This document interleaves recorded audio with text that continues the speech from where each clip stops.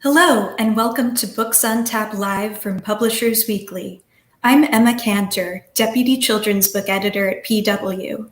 And joining me today is Ryan T. Higgins, author-illustrator of We Will Rock Our Classmates. The new picture book is out now from Disney Hyperion, which is sponsoring this episode. Hi, Ryan. Hi, thanks for having me. Thanks for joining. So before we get started, I have a few quick announcements for everyone watching at home. First, we're giving away 20 copies of Ryan's new book. Wait for it. We Will Rock Our Classmates. To enter to win, go to publishersweekly.com/Higgins. And we are also opening up questions to our audience. So please submit any questions you have for Ryan in the comment section of Facebook. Finally, to stay up to date on future events in this series, go to publishersweekly.com/booksontap-live. Now on to the main event. So where are you calling from, Ryan? I am in my house in Maine. We live in the southernmost town in Maine. It's called Kittery, the Miami of Maine, if you will. And I understand that is a special chair you're sitting in now. Can you tell us about it? Yeah, it's only special because it's in all of my Bruce books, or most of them. This is Bruce's chair. And the reason it's Bruce's chair is because I got lazy when I was drawing Bruce in a chair, and I just looked at a chair in my house and drew him in it. And it looked kind of cool in the book, so now it just shows up in most of the books. That's very meta. You'll see if you look closely, my cats have been hard at work on the edges of the chair. They like to sharpen their toenails on it. Excellent. I am sitting on a bar stool in my kitchen. I guess that's fitting for Books on Tap. Yeah. But not as literary. I'm also in front of my wood stove because, we were talking about it could be like a fireside chat. Excellent.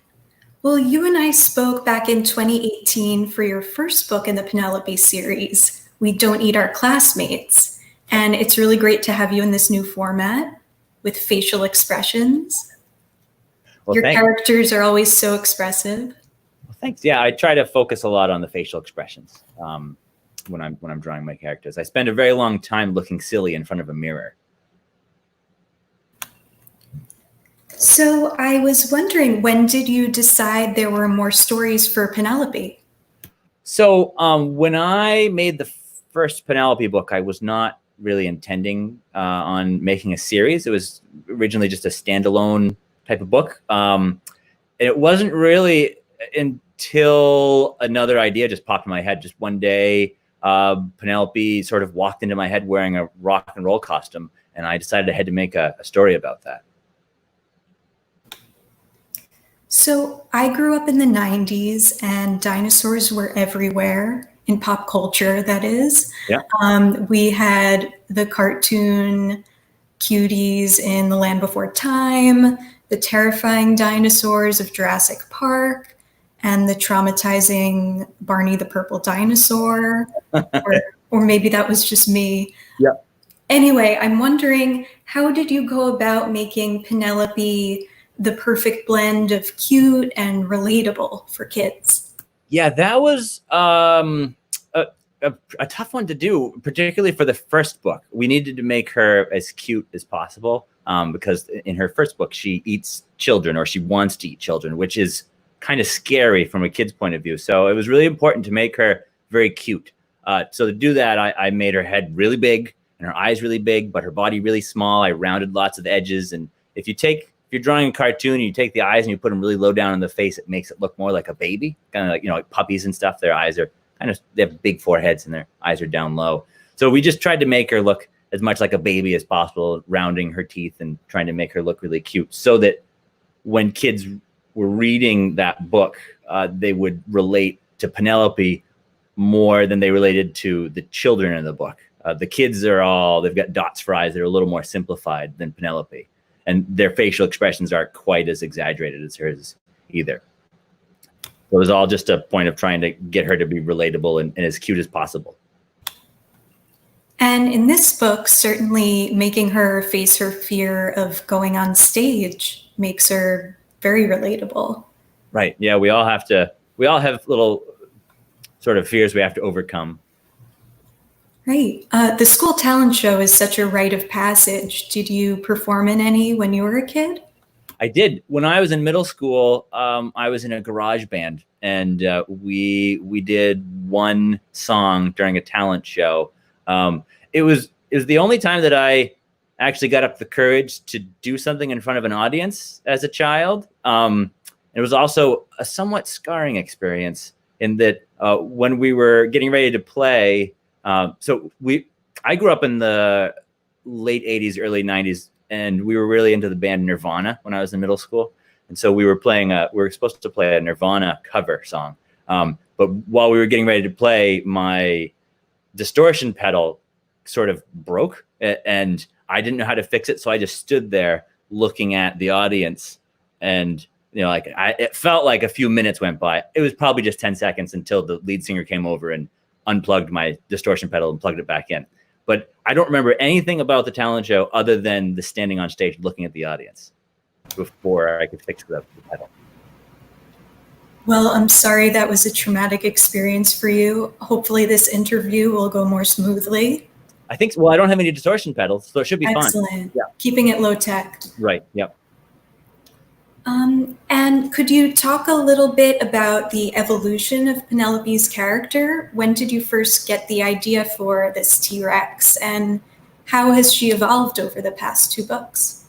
Yeah, so the first time I came up with her, it was during a school presentation. Some kids asked me what the first book I ever made was, and I told them it was about dinosaurs. And then we just got to chatting about books and stuff. And I was just sort of on the fly talking about how you make a book.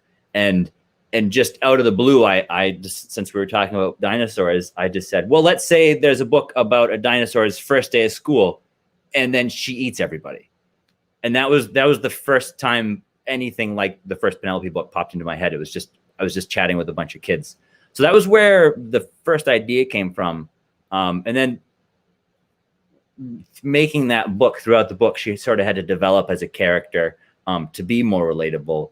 So in that first book, she learns how to make friends. So she kind of, she develops and grows as a character. Between that book and this book, the new one, she developed even more into, instead of just making friends, she also develops, and she needs to learn how to be herself. So just the process of her overcoming some of her anxieties and learning to be herself let her grow as a character. So I know I did come up with the story, but in my mind, my characters sort of, and the books write themselves, and I just sort of watch it happen. So I'm not consciously thinking about developing her. I'm writing it down as it goes, and I just kind of wing it from there. Right. And in both books, you touch on some aspects of school anxiety.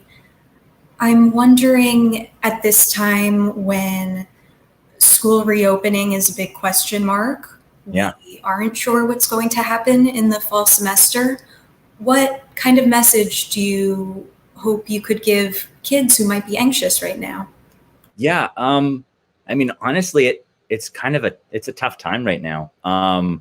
And I think when anybody's going through a tough time and we're all going through this together, I think it's really important just to communicate. So I think, for kids and for parents, we don't know what's going to happen with school. But I think it's important to talk with your families and talk with your friends about your feelings and about your fears and about what you're excited about. And every family is different. I know in our family, I'm really lucky in that my wife's she's a classroom teacher. She's taking a few years off, but she taught 4th grade for a long time and 2nd grade. And right now we have a going into 3rd grader and a going into 1st grader. So she's sort of already, like, she can take all that on pretty easily, and she's doing a great job with it. But every family is different. And I know personally, I've been trying to take this time with the kids and sort of, I've been surprised to realize that schools, it can be pretty flexible with what you do at home, and we're trying to find the silver linings. And I've I've been really enjoying spending more time with the kids and being involved in their education. And so I think that the takeaway is just that you really got to take it one day at a time and realize that even though this is a pretty tough time for all of us, it's just a point in time, and it'll be over sometime. It won't last forever. We'll get back to school and things will go back to normal, hopefully somewhat soon. It's important to keep that sense of optimism. With libraries and bookstores closed right now, many authors are reaching out, finding new ways to connect with kids, especially online. Mm-hmm. I enjoyed watching your series Studio Time with Ryan on YouTube. Oh, thanks. Yeah, has that been fun to work on? Yeah, it's been a lot of fun to work on. We tried to make a structure out of it, as like doing it at like every other week or once a week. I have a deadline coming up right now, so I didn't have as much time to put into it as I would like to. But I've also found that it's more fun to just make a video when I feel like making a video. So they come out like every 2 weeks, every 3 weeks. Sometimes we're trying to figure out what the next one's going to be. Usually there's not a lot of cohesion to the videos. I try to think of one little theme, and then I do some silly things around it. And I always wear pajamas, which is fun. Yes, I noticed that you dressed up for this talk. Yeah, and I am. Yeah, I'm not wearing my pajamas right now. Mm-hmm. That's because they're in the wash. I mean, I can't wear them all. Yeah. Well, back to the videos. It is a lot of fun. I don't know anyone else who's watched them. You'll notice my whole family's in there. So, because I don't have a film crew, it's just, it's my family's the film crew. And it's a lot of fun doing work. It's kind of work because it's related to my job, but it's also involving my family. And during the school year, that became one of the classes for my kids. We did a filmmaking class. So that was a lot of fun to do. Oh, very cool. Well, not to add to your already full plate, but do you expect more episodes to be on the way? Yeah, we were supposed to work on one while I was up at we have a cottage up in central Maine. I was going to be working on up there, but we had some technical difficulties. It was going to have a few things to do with the new Classmates book. It was going to do with talents. I was supposed to record some animal sounds, but I had some technical difficulties in that when I went out to record them, I know animals made me sounds. Crickets? No, not even crickets. All I could hear. Yeah. We're kind of far out in the woods, but all I could hear was the boats on the other lake next to ours. And because the loons were all calling and the frogs were all peeping, and then I got the phone out and they all stopped. You needed that kid in Penelope's class who does amazing animal sounds. Oh, William Amoto. Yes. Yeah. Yep. You should hire him. I could try to find him. He's not based on anybody, but his name comes from a friend of mine. Oh. Yeah. Fun. Yeah. Well, speaking of side characters, I have to ask about Walter the Ferocious Goldfish, who also appeared in We Don't Eat Our Classmates and gave Penelope a taste of her own medicine. Who is he based on? Does he have a backstory? Yes, he is very specifically based on a goldfish I had growing up. So I had a goldfish that looked very much like Walter. His name wasn't Walter. I don't know if it was a boy or a girl. I'm not very good at telling goldfishes apart. We just called it Fish. And we got Fish at like a fair or something, like one of those, like I got like a ring on one of those little bottles you have to throw. And so we won a goldfish and we brought it home expecting it to, when a goldfish you win at the fair lives a couple months usually. But we had Fish for like 5 or 6 years. And Fish was incredibly ferocious and would not allow any other fish or snails to live in the tank with him. He even attacked the little scuba diver statue that we put in there with it. So he spent the bulk of his life living in happy solitude in a fish bowl in my room. And now he's immortalized in your Penelope books. Right now with his Not a bad life. Eyes. Yeah. He was an interesting fish. He actually swam around upside down for the last year of his life. I don't know what that was about. I'm not an ichthyologist. I don't know about preparing for death. I don't know. It was like, I know fish have something in them that keeps them upright. It's almost like Mhm. some sort of flotation thing within their body, and his got mixed up. So he was happy. He just swam around upside down for a while. Yeah. I I didn't mean to become a downer. I'm sorry. I have another kind of nitpicky question. Sure. Am I right in thinking that Penelope's favorite band, the Weevils, are a spoof on the Beatles? Yes. There's two things in that. There's spoof on the Beatles. The Beatles are one of my favorite bands. Yes. Also, another band that I'm a big fan of is Presidents of the United States of America. Do you remember them from the 90s? No. So they had a song called Little Boll Weevil, and or Mr. Boll Weevil. Yeah, Boll Weevil. And so I've always liked that song. Weevils are very interesting. If you've ever looked at a weevil, they look like a beetle with a very long nose. They look like little tiny old men walking around with long noses. So they're fun to draw. And I always wanted to put one in a book, and this was my chance. Excellent. How do you think that Penelope feels about the band T-Rex? I'm not familiar with that band, but I'm sure that she would probably enjoy the title and therefore the music of the band. All right. I saw in the end papers that you feature illustrations from kids. Yeah. Everyday kids. Could you talk about that, how you went about selecting the art? Yep. So that started with the first Penelope book.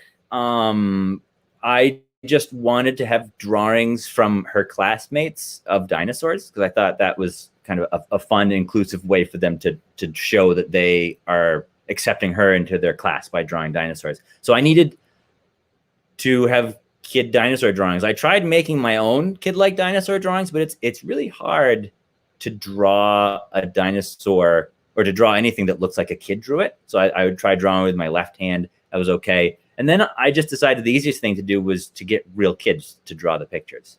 And I have two kids. At the time I had two kids. Now I have three. But at the time, our two kids had lots of friends, and we just got my kids and their friends and some of their cousins to draw those pictures for the first book. And so when the second book came around, it just seemed like a nice theme to carry on. So we just used a lot of those same kids and some new kids. They're all kids that I know, and we just had them draw the pictures in there. It was really inspiring to go through and look at what kids think of their talents.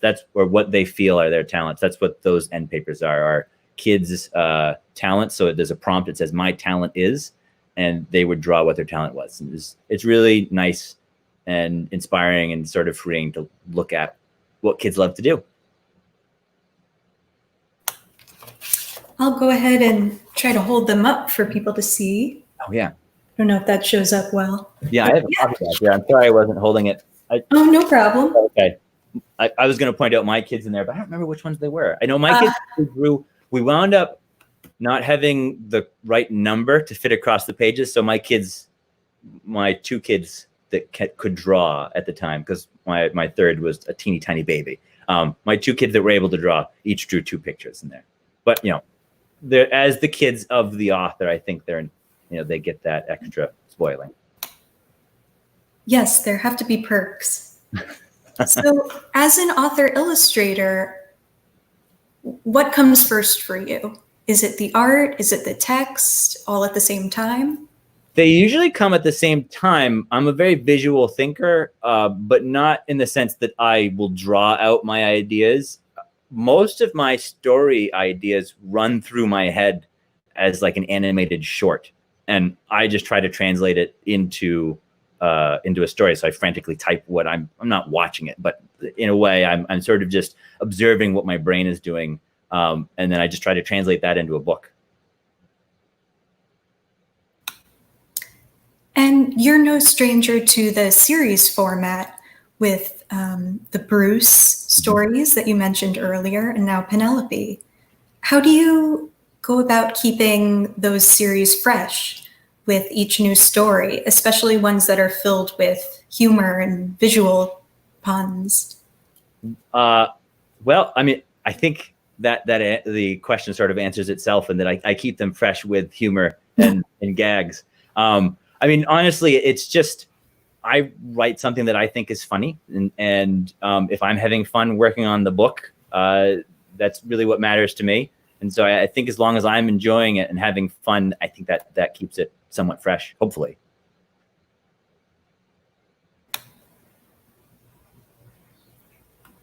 Nice to see some examples. Oh yeah, that was the class photo of her class.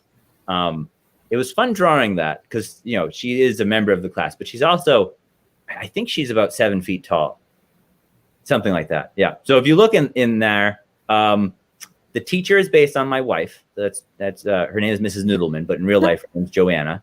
And then the two children that are closest to her, the one right next to her, that's my son Griffin, and the one in front of him is my daughter Cece. Oh, very sweet. Yeah.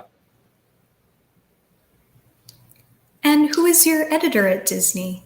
My editor, her name is Tracy. Yeah, Tracy Keevan. How would you describe working with her? Oh, she's great to work with. So this was an interesting book in that it had two editors. So I had an editor for I think about 4 or 5 years. Her name was Rotem, and then she moved to a new publisher. And she went on maternity leave first, and in the interim during the maternity leave, I worked with Tracy. And then when Rotem left, it worked into a pretty smooth transition with Tracy. So Tracy's great to work with. And we have a very similar sense of humor. We have these weekly Skype meetings. So once a week we talk on Skype for about an hour and a half. And the first half hour to 45 minutes are usually us being very distracted and off task. And we usually chat about all sorts of stuff. And then we cram all the productive stuff into the last 45 minutes. But it's fun. I mean, it's just nice little hangout sessions. It's nice to connect. And particularly during the pandemic when I don't get to do much socializing. It's nice to have like a scheduled hangout time. And what about your art director? So Tyler is like he's the book designer for these books. Tyler is excellent to work with. I feel like I ask a lot of Tyler sometimes, like particularly with if I just need like a little something, I'll send him an email and then he'll get back to me right away. He'll put a big design all together and send it back to me. I'm pretty bad at picking out colors for things too. So a lot of times I'll get Tyler involved with helping me pick colors and like just like what color to make the back of like the background behind Penelope there, or what color the scenes and pages should be, or what color clothes to put on characters. I use Tyler a lot for that sort of stuff, and just putting the book together too. But he's great to work with. And what methods and materials do you like to use for your art? So I do almost all of it on my computer. I use Adobe Photoshop, and I have a Wacom Cintiq, which is a great big screen that I draw on. And the only thing in it that's an organic material are the textures. If you look closely at any of these, I don't know if you'll be able to see it if I hold it up here. Oh, you can see it there. So some of the textures, if you look closely at that stuff, there's textures, and that is from sanded clayboard. So I get clayboard, which is it's a board that's coated with white clay, and then black ink is put on top of it. And then I take sandpaper and I sand it away, and then I throw a bunch of ink at it and rub my fingers all over it to get a gritty texture. And then I'll use Photoshop to superimpose that onto my drawings. It's fun because it makes it look a little more organic. And it's you can tell it's made on a computer, I think, but it's a little harder to see when you throw the texture on top. Yes, it's nice that you have a more tactile experience, even though it's digital too.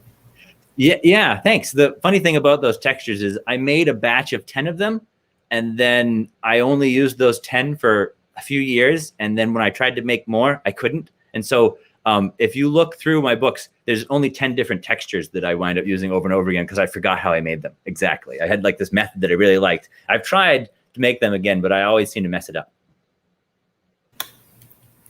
And did you have an early love of drawing and illustrating? Yes. Since I was a little tiny kid, that as far back as I can remember, I wanted to grow up to be a cartoonist. I mean, sort of. Until I was 3, I wanted to grow up to be a tiger, but that didn't really work out. But yeah, I've always loved drawing. There's a lot of like photo albums in my family where I'm drawing all sorts of places. Living room floor, on the table, up in a tree. I was always drawing pictures. I drew a lot of dinosaurs too when I was a kid, and I was always I would make sound effects when I was drawing when I was a kid. So if I was drawing a dinosaur, I would be roaring like a dinosaur. I don't do that so much now because it's socially unacceptable.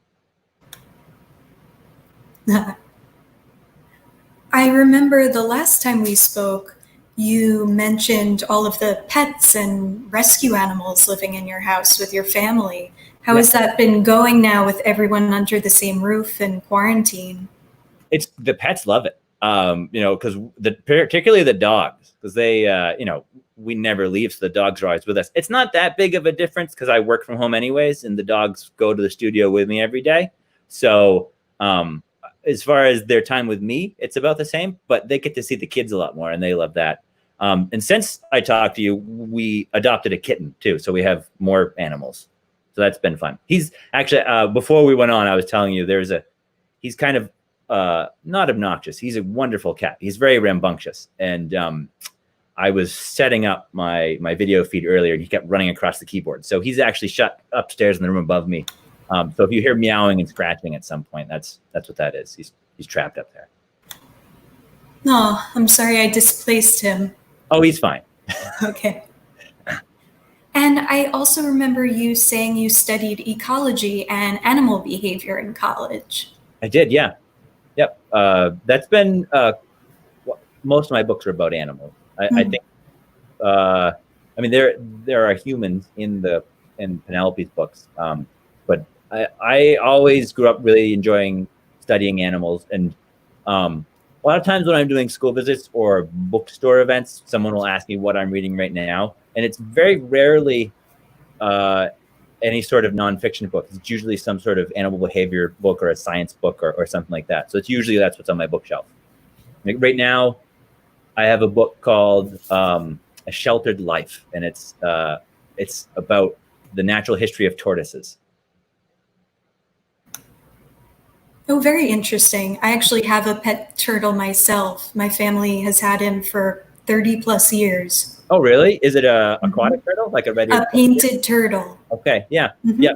My turtle is a tortoise. Yeah, so that's who Penelope's named after. My tortoise. Fun. My tortoise is named Penelope. Yeah. And she was featured on one of the Studio Time episodes. Yep. Where I brush her shell. That was a dramatization. I don't actually brush her shell with my wife's toothbrush. I got some feedback from some kids afterwards, where some kids in the neighborhood watched the video, and they were all telling Joanna, that's my wife, that she needs to throw a toothbrush. We used an old toothbrush and we recorded it in reverse. So she brushed her teeth, and then afterwards I cleaned Penelope. Okay. Yeah. So maybe you need a disclaimer. I should have a little bar that runs across that says, don't worry about salmonella. It's yes. Excellent. Well, I think we're going to go ahead and move into audience questions now. We have a lot that came in from Facebook. Oh, wonderful. So Becca Worthington says that since humor is such a factor in your work, I was wondering whether you were inspired by comics artists as a child and who some of your humor influences are. Yeah, so I grew up on comics. That was when I had to do book reports as a kid, they were usually on one or more Calvin and Hobbes books. So Calvin and Hobbes was a huge influence on me. I loved reading comics as a kid. And just so comics in general. And now, if I'm watching something on TV, I like to watch comedians. Humor is one of my favorite types of things to watch or read or anything like that. I'm a big Bill Bryson fan. I just read his Bill Bryson's The Body, A Guide to Occupants, and it's like a scientific guide to all the different parts of your body.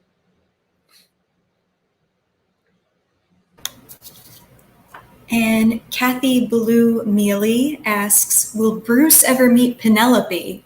I like that idea for a crossover. That would be fun, but they live in two different universes. So I don't think they may meet like on some sort of poster or something, but I don't think they'll ever meet in a book.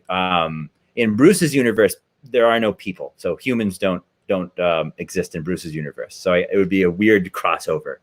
Because then, well, I mean, I guess Penelope does talk and walk, so it wouldn't be that strange. I mean, we're talking about a dinosaur in a classroom, which is a little bit, you have to suspend some disbelief for that. So, I mean, I guess all things are possible in the Penelope books anyway. So I suppose Bruce could show up, but I don't have any plans on having that happen. But we won't count it out. Right, sure, right. Yeah, maybe, Walter may cross over. Who knows? Stephanie Kuro asks, what was it like collaborating with Mo Willems for the book What About Worms? That was an amazing process. Mo is actually the reason I got into picture books. So I always wanted to be a comic strip cartoonist. And that was just one of my goals. I mean, that was my major goal in life. And when I was in college and just after college, I had, I don't know how many submissions I sent out to all the major comic syndicates, dozens. And they all got turned down. And I was sort of, didn't really know where to take my creative, goals. And I just happened to find Don't Let the Pigeon Drive the Bus at a kid's birthday party, like one of my cousin's birthday parties. And I looked at it and realized, like, this is a comic strip inside a book. This essentially, it's a comic. And so that was the reason I decided to follow my cartooning career into kids' books. Working with Mo was like taking a master's class in bookmaking. I learned so much from working with them. And I feel like I grew quite a bit as an artist and storyteller. Plus, I got to hang out with them, and that was the dream come true too. So. Very cool. I'm going to tag onto that by asking, would you ever think about making a comic or a graphic novel for young readers? I would love to. I don't have a contract for anything yet, but my editor and I have been talking about a graphic novel. I really love the sequential art form and working in panels and stuff. So I think I've grown enough as a storyteller and artist to give a stab at it. I know they take a very long time. So if anyone is out there anticipating a graphic novel from me, I wouldn't hold your breath. I imagine it's going to be several years before one's ready to be in stores. But it is something that I have on the horizon. I'm really excited to try. Debbie Robble asks, please resolve a debate. What kind of animal is Hilda in the Brew series? Yeah. And what inspired her? Hilda is a woodchuck. Ah. And her inspiration was I just needed to have I wanted to have a very individualistic, sort of like a very strong personality, small character to throw in there because that would be a great way to get on Bruce's nerves. I should also add, Debbie wrote, Bruce is keeping us laughing. Well, I'm glad to hear it. I laugh a lot when I'm working on the Bruce books, too. Mary White asks, who is your favorite supporting character in your books? I would say Walter, but who is yours? For me, it's Nibs the mouse. So Nibs is the reddishy, orangey mouse with the green hat. He is actually me thrown into the book. He's wearing my hat, too. So that's just sort of signified that it's the way that I get to enter into my own little world, is through Nibs. Another question here from Linda Crowder. What inspired you to have a T-Rex main character? So for We Don't Eat Our Classmates, the whole storyline was, there's a new kid in school, and she struggles with the urge to eat her classmates. So I needed a type of character that would make that make sense. So, I couldn't do that with an elephant or a zebra or something. It had to be some sort of carnivore, and I like drawing dinosaurs. And so it seemed like a pretty good fit just to make her a T-Rex.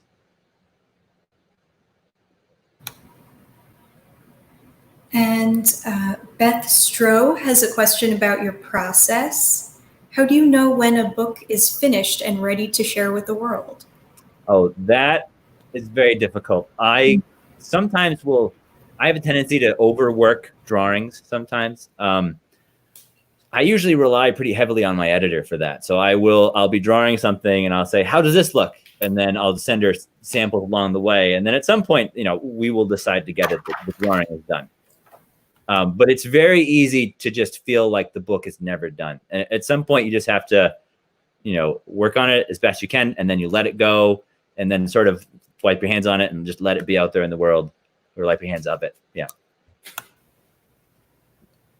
And does it feel like a more complete project when you get to read it to kids and share it with them? Is that sort of the final piece for you? Yeah, it's very surreal. So I've had this conversation with other authors and illustrators, and that to me, the product I'm making is the actual physical book. So like, this is the product I'm making.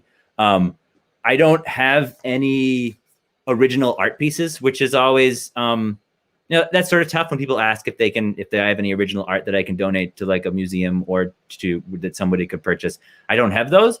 But to me, it's the final product is the book. And so once it comes in the mail, like the hardcover one, there's usually an advanced copy that comes to my house. It's always a very special experience, because it's very easy to get sucked into the process of making the book and forgetting that it's going to be all together.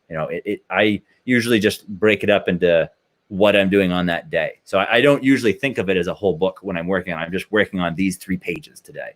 And so after it's all put together, it's a very magical moment to see all the hard work I put into it over months come into this little, something that people can read. A question here from Elizabeth. Did you ever get discouraged before you became a published author? Oh, yes, quite a bit. I sort of mentioned this before, but I tried really hard to become a syndicated comic strip cartoonist, and that was all rejections. I kept every one of my rejection letters that I got, but that was it was discouraging. But I think I benefit from being very stubborn, so I didn't give up on my cartooning thing, and even though it didn't go in the direction that I had originally intended, it wound up working out in the long run. And when I decided to start making picture books, there was a fair amount of rejection and disappointment starting off too. So it's very rare for someone to get into the kids' books just right off the bat. There's a lot of a lot of discouraging things you have to get over, bumps in the road, and just kind of keep your eye set ahead on what your goals are. Absolutely.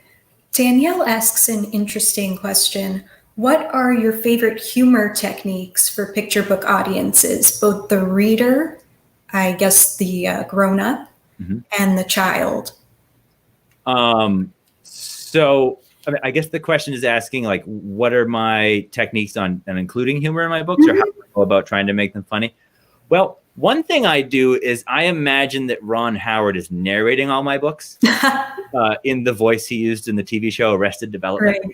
Right. And for something like, it keeps my narration kind of deadpan and rather not serious, but somewhat. So I like to have a somewhat deadpan narration with really wacky or silly speech bubbles or stuff that the characters are doing. And I think that juxtaposition sort of helps me achieve the type of humor that I'm going for. Or at least it makes me laugh, and so hopefully it makes other people laugh too. Cher is wondering, what is your favorite children's book? Not your own. Well, my favorite kids' books are not my own. It's never the same. It changes a lot. A lot of times it's easy just to go back to Where the Wild Things Are. That's a pretty great one. I'm a really big fan of Bill Peet. So let's see, How Drufus the Dragon Lost His Head, I think is one of my favorites. And what are you reading now? So I'm reading 2 books. There was that one I talked about, Tortoises, A Sheltered Life, Natural History of Tortoises. And then I'm reading another book. It's called How to Tame a Fox and Create a Dog. It's the history behind a Russian research facility I think it was in Siberia. Anyways, it's this facility that's been domesticating foxes. So they bought an old fur farm, and they've been what they do is they take only the friendliest foxes, and then they will breed them to make even friendlier foxes. And it's just the history of that. It's very fascinating. They're trying to recreate the domestication of wolves, but in a different species. Interesting. And do you feel like you gravitate towards nonfiction in your own reading? Yeah, totally. I do. And the reason I started reading that is the graphic novel that I'm starting to put together ideas on has to do with foxes. So I've been reading a lot of books about foxes lately. Nice. And what about as a family? Do you have any favorite read-alouds or stories that you all read? Yes. PJ Funny Bunny. Oh, yes. Yeah. So there were a couple PJ Funny Bunny books, I think, but the one that we like is, I think, is it called Doesn't Like Being a Bunny, or It's Not Easy Being a Bunny? I forget the exact title, but we just call it PJ Funny Bunny. And it's been a running joke in my family that whenever I start reading any book, I start off by saying the beginning lines of PJ Funny Bunny, because at one point I read it so much that the kids didn't want me to read it anymore. So we'll be reading a book. So we just finished reading Little House on the Prairie. And when I was reading it, I would, every once in a while, I would get to a line and I would start off, PJ Funny Bunny did not like being a bunny. And then the kids will go, Dad. So that was fun to do. I do it with every book we read. I like that tradition. Yeah. So that's a family favorite, PJ Funny Bunny. Yeah. Going back to our fan questions, MC is wondering, what was the hardest aspect of giving a dinosaur a musical instrument? Yes. T-Rexes have very short arms. And so it is difficult to anatomically allow a T-Rex to be able to play a guitar. So technically she shouldn't be able to get her hands all the way up on those the lower notes. I had to use some angles and stuff to make it appear as she can play the guitar. That was definitely the hardest part, was how short her arms are and how big her head is too. So she technically can't lift the guitar up to play it because it would bang into her nose. Gretchen would like to know, who inspired the character Bruce? So Bruce is loosely based on my grandfather. So my father's father, he passed away a few years ago. And he was like, it's hard to explain, stoic, like a lovable, he wasn't grumpy, but I mean, you could describe him as a lovable grump, but really he seemed very stoic on the exterior. And then as you got to know him, he was a very generous and kind person. He just didn't wear his emotions on his sleeve. And so I kind of think of Bruce as my grandfather. Is he's not the most happy-go-lucky guy, but he's always going to do the right thing, and he's lovable under some prickly layers of grumpiness. It seems like a really nice tribute to your grandfather then. Yeah, he was quite a guy. Well, before we wrap up, I'm wondering, can you tell us what's on tap for you project-wise? Are there any more Penelope or Bruce books separately coming out? Yeah. So I just finished another Bruce book, well, about a month ago. We're starting a new series of Bruce books that aren't quite picture books and they're not quite board books. They're sort of in between. We're calling them Little Bruce books. It was a lot of fun to do because I got to make this little Bruce seal with his head in the middle of it. And that was a lot of fun, like a little logo. But yeah, so the first one is going to be called Spring Stinks. And it's about the smells of springtime and how Bruce doesn't like them. And then for Penelope, we don't really have anything under contract yet, but I've been talking with Tracy, my editor, about some new Penelope ideas. So if one of them really like works well and I really enjoy it after I've done a first draft, I think we'll probably get to work on another Penelope book sometime this next year. Well, it sounds like there's a lot to look forward to. Yeah, thanks. Great. Well, thank you so much for joining me, Ryan. This was a lot of fun. Thank you for having me. I really appreciate this opportunity to talk to you face to face and to get an interaction with the audience. I really appreciate it. Thanks for tuning in, everybody. Once again, this has been Ryan T. Higgins, the author-illustrator of We Will Rock Our Classmates. The book is out now from Disney Hyperion. Thanks to everyone tuning in at home. And I have just a few final notes. Our next event is on August 5th with author duo Liz Fenton and Lisa Steinke, who will be discussing their latest collaboration, How to Save a Life.